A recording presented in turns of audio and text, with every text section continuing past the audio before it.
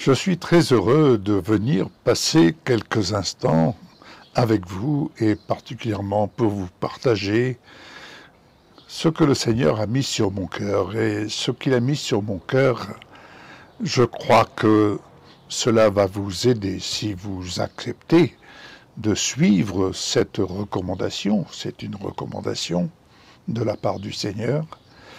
Et je voudrais simplement vous amener dans deux lectures. La première, dans l'évangile de Matthieu, chapitre 21, à partir du verset 12 au verset 14. C'est Jésus qui parle. Il entre dans le temple de Dieu, et dans ce temple, il s'y passe des choses qui ne sont pas à la gloire de Dieu, qui ne sont pas selon la décision de Dieu, selon sa volonté. Il chassa tous ceux qui vendaient et qui achetaient dans le temple. Il renversa les tables des changeurs et les sièges des vendeurs de pigeons. Et il leur dit, il est écrit, ma maison sera appelée une maison de prière, mais vous, vous en faites une caverne de voleurs. Des aveugles et des boiteux s'approchèrent de lui dans le temple, d'où il venait de faire du ménage, si je puis dire. Et en conséquence de quoi, il les guérit. Nous sommes le temple du Dieu vivant. J'aimerais vous partager ce qu'en janvier 1977, le mois et l'année où nous avons rencontré notre Seigneur Jésus et où il est devenu Seigneur de notre vie et Sauveur de notre vie. Quand je dis de notre vie, c'est-à-dire de moi-même avec mon épouse et nos 3 enfants qui étaient en bas âge. Mais il y a quelque chose qui s'est manifesté dans les premiers jours de notre vie avec le Seigneur. Et j'insiste sur le fait, sans connaître le contenu de la Bible, que nous allions découvrir par la suite. Mais ce qui est extraordinaire, c'est de voir comment l'Esprit de Dieu nous a amenés tous les jours. Lorsque je rentrais de mon travail, la première des choses que mon épouse et moi-même, et avec nos 3 enfants, nous nous mettions autour de la table avec la parole. Bon, soyons clairs, nous ne comprenions pas toute la parole. Nous étions là dans le b.a.-ba de la foi. Mais dans notre cœur, ce désir ardent de nous retrouver à table, si je puis dire, avec notre Seigneur. Et la parole devenait en nous une parole vivante. Et cette parole vivante accomplissait son œuvre. Lorsque j'étais adolescent, je voulais, comme mon père, jouer de la trompette. J'ai commencé à souffler dans la trompette. Bon, ça sortait des sons, bien entendu, mais c'était pas le son du trompettiste, si je puis dire. Mais j'ai commencé de souffler dans la trompette. Et j'ai appris à lire le solfège. Et j'ai continué de persévérer à jouer la trompette et à sortir les notes. Tout cela s'est fait chemin faisant. Mais je voulais faire comme mon père qui était trompettiste. Eh bien, avec la parole, c'était un peu la même chose. Je prends cette image parce que nous voulions faire comme Jésus. Parler sa parole. vivre sa parole pour être comme Jésus. Oui, pour être comme Jésus. Alors, nous sommes sur la voie, à l'heure où je vous parle, nous sommes sur la voie, comme parmi tant d'autres, en vue de parvenir à la perfection de Jésus, à l'image de Jésus. Mais ce que je voudrais attirer votre attention, c'est que notre maison, c'est-à-dire ce que nous sommes en Jésus dans notre cœur, c'est devenu une maison de prière, en ce sens que, personnellement, mon esprit est toujours en prière. Mon esprit est connecté avec mon Seigneur.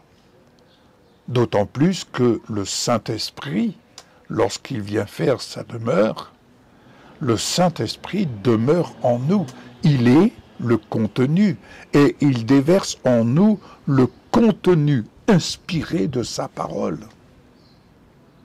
Alors, ce que je veux dire, c'est, est-ce que vous prenez ce temps? Est-ce que dans votre cœur, au-delà de chercher à comprendre la parole ou à vous forcer à lire, non. Vous savez, lorsque un fiancé va dans un pays lointain, il s'empresse d'écrire une lettre d'amour à sa fiancée. Est-ce que vous croyez que sa fiancée attend plusieurs jours, plusieurs semaines pour décacheter la lettre de son bien-aimé et puis de la lire le cas échéant quand elle en aura envie, selon son humeur? Non, elle s'empresse, son bien-aimé lui a écrit un mot et elle s'empresse d'aller découvrir, connaître ce qu'il lui a écrit, quel est le message qu'il lui a transmis. Parce que, bien qu'éloignés, ils vivent tous les deux une histoire d'amour et elle attend ardemment son retour. Eh bien, nous-mêmes, c'est pareil. Nous devons avoir un ardent désir de lire sa parole et de ne pas nous laisser envahir, polluer par tous les ingrédients de ce monde qui sont une réalité, soit dit en passant. Mais si nous voulons être au-dessus des ténèbres, au-dessus des nuages, comprenez mon expression, je ne suis pas en train de dire de rêver de planer, non. Mais si nous voulons être au-dessus des nuages, il nous faut aller dans la parole, avoir ce désir d'entendre ce que l'Esprit de Dieu, l'Esprit du Seigneur, veut nous faire entendre, comme il me le fait entendre. Depuis hier soir, je me suis endormi et je ne cessais de penser autel de prière. Et dans les temps que nous vivons, je le recommande. Cette vidéo me sert de support pour recommander à qui veut entendre, ayez le désir. Je ne dis pas il faut que, ce n'est pas une recette que je vous apporte, mais je peux vous assurer, tel que Jésus le recommande, donc Jésus le recommande, vous voyez, ça ne vient pas de moi, mais je ne peux qu'amplifier ce que le Seigneur nous recommande. Avez-vous ce désir d'aller vous retrouver avec le Seigneur dans sa parole et que votre maison devienne une maison de prière, c'est-à-dire une maison de relation vivante avec la parole? Certaines personnes m'ont exprimé qu'elles avaient du mal à lire la Bible. Si vous lisez la Bible pour essayer d'avoir une connexion cérébrale, mentale, non, c'est une relation de cœur. Et ce que l'Esprit va vous révéler, c'est ce qu'il va graver sur la table de votre cœur. Rappelez-vous, Moïse a reçu les commandements et Dieu les a écrits de son doigt sur des tables de pierre. Mais ces tables de pierre, il les a transformées, comme il dit, je changerai votre cœur de pierre en cœur de chair. Donc ce qu'il écrit sur la table de notre cœur de chair, c'est afin que nous éprouvions ce que lui-même éprouve à notre égard. D'ailleurs, venez avec moi dans le livre d'Ésaïe, au chapitre 56. Je vais vous lire ce passage à partir du verset 5. C'est le Seigneur qui parle par la voix de son prophète. « Je donnerai dans ma maison et dans mes murs une place et un nom préférable à des fils et à des filles. Je leur donnerai un nom éternel qui ne périra jamais. Et les étrangers qui s'attacheront à l'Éternel pour le servir, pour aimer le nom de l'Éternel, pour être ses serviteurs, tous ceux qui garderont le sabbat pour ne point le profaner, et qui persévéreront dans mon alliance, je les amènerai sur ma montagne sainte, et je les réjouirai dans ma maison de prière. La maison de prière est un lieu de joie pour votre âme, pour vous-même, ainsi que la joie du Seigneur soit votre force. Leurs holocaustes et leurs sacrifices, c'est-à-dire les sacrifices de reconnaissance, des sacrifices de louange, seront agréés sur mon autel. Vous savez, la première vision que j'ai eue le jour où Jésus est venu me visiter et me délivrer des œuvres de ténèbres, je le rappelais encore à des compagnons de prière, c'était l'autel de la prière. Cet autel en pierre brute. Il n'y avait pas de bougie, il n'y avait rien de tout ça. C'était un autel, une table en marbre, je veux dire, mais les pierres étaient brutes, c'est-à-dire que la main de l'homme n'y avait pas passé. C'est-à-dire que les pierres n'étaient pas taillées par la main de l'homme. Vous êtes ces pierres vivantes. Ce n'est pas la main de l'homme qui vous façonne, c'est la main de Dieu. Et la main de Dieu vous façonne en tant que pierre vivante dès l'instant où vous vous approchez du cœur de Dieu, le cœur du Père. Et le cœur du Père, c'est comme lorsque vous prenez votre enfant, lorsque je prends un de mes petits-enfants sur mes genoux, de mes arrière-petits-enfants, dirais-je, sur mes genoux, eh bien, je les regarde, ils sont à l'état brut, dirons-nous. Mais qui va façonner leur esprit, si ce n'est que l'amour du Père, dès l'instant où on parle avec eux la parole de Dieu. Et c'est ainsi que le Seigneur dit, car ma maison sera appelée une maison de prière pour tous les peuples. Et le Seigneur l'Éternel parle, lui qui rassemble les exilés d'Israël. Oh, béni soit le Seigneur, béni soit le peuple d'Israël, quoi que l'on dise, quoi que l'on pense, Dieu a son regard sur son peuple d'Israël.